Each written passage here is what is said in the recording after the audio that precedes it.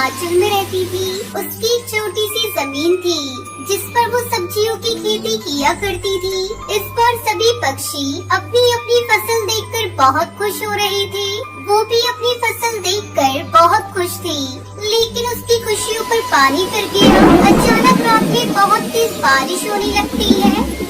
हे भगवान, बिन मौसम इतनी तेज बारिश हो रही है। अगर ये बारिश जल्दी नहीं रुकी तो खेत में पानी भर जाएगा और सारी सब्जियां सड़ जाएंगी। हमने क्या क्या सपने देख रखे थे। ऐसा लगता है कि अब एक भी सपना पूरा नहीं हो पाएगा। ऊपर वाले ने पता नहीं हमारे बच्चों की किस्मत में क्या लिखा है। टुनटुनी, बारिश नहीं रुकी। अगले दिन जब टुनटुनी का पति कालू कौवा अपने खेत में जाकर देखता है तो सारी सब्जियां पानी में बह चुकी थी। कालू कौवा उदास मन से अपने घर आता है। टुनटुनी, हम लुट गए, बर्बाद हो गए। अपने खेत में पानी भर चुका है, सारी फसल बर्बाद हो गई। अब हम क्या खाएंगे और बच्चों को क्या खिलाएंगे? मेरी तो कुछ भी समझ में नहीं आ रहा है। तीनों बच्चे भूख से तड़प रहे हैं। सुनो जी, बच्चों ने कल रात से कुछ भी नहीं खाया है।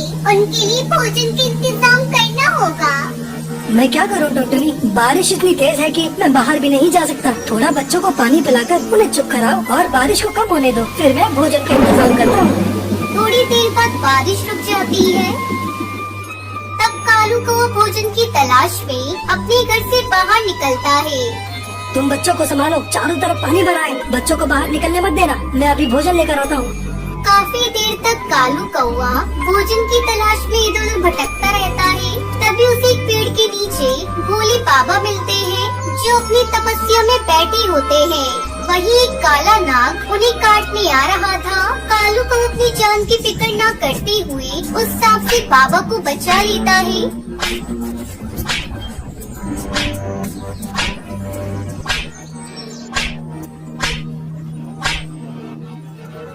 बहुत खूब बेटा, तुमने अपनी जान की परवाह ना करते हुए मेरी जान बचाई है। बोलो तुम्हें क्या चाहिए?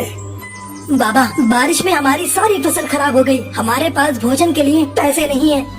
तथास्तु पुत्र, ये लो जादुई नोट। इस नोट को अपने खेत पर जाकर जमीन में दबा देना, तुम्हारी सारी मनोकामना पूरी हो जाएंगी।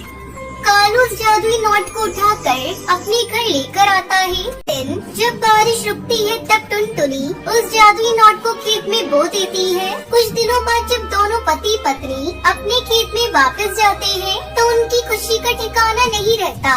जहाँ पर उन्होंने जादुई नोट को बोया था वहाँ पर कई पैसों के पेड़ उगाए थे और उन पर 500 के नोट लगे हुए थे। अरे टुनटुनी, ये क्या? अरे अपने खेत में पैसों के पेड़ कहाँ से आ गए? कालू जी, ये सब आपके कर्मों का फल है। अगर आप उस दिन बाबा की मदद न करते तो आज हमें ये पैसों का पेड़ नहीं मिलता। फिर दोनों पति पत्नी पैसों को तोड़ते हैं और उन्हें ले जाकर बाजार से कुछ खाने को लाते हैं, जिससे उनकी और उनके बच्चों की भूख मिट जाती है।